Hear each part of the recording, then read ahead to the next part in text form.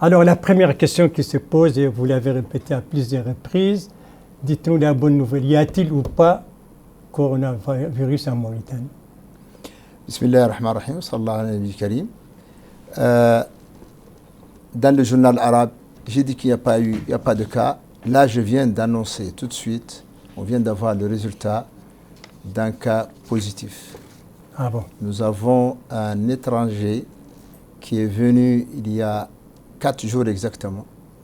Après son arrivée de 24 heures, son ami avec lequel il vivait en Europe l'a informé que lui, en Europe, est positif. Alors lui-même, il s'est mis en quarantaine, il s'est isolé. Ce matin, il nous a informé qu'il a la fièvre vers 10 heures. Nos services se sont rendus sur place.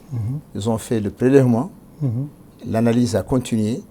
Et j'ai eu le résultat après mon départ du journal télévisé arabe.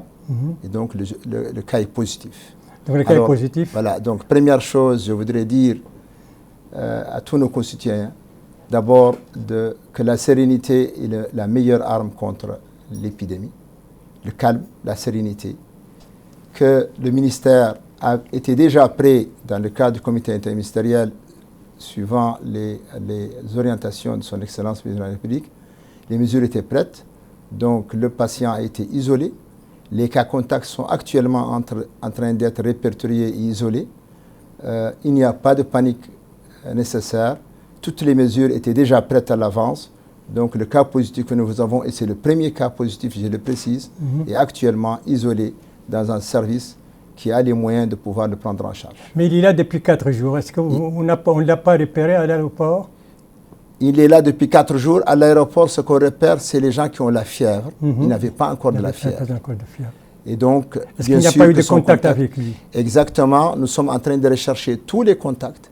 Et toutes les personnes qui ont été en contact avec lui seront isolées et suivies pour s'assurer qu'au cas où ils ont des signes, qu'ils puissent être aussi eux-mêmes pris en charge. C'est ce qui se passe un peu partout et ce que nous faisons et ce qui est recommandé dans le cadre du règlement sanitaire international. Voilà le premier cas.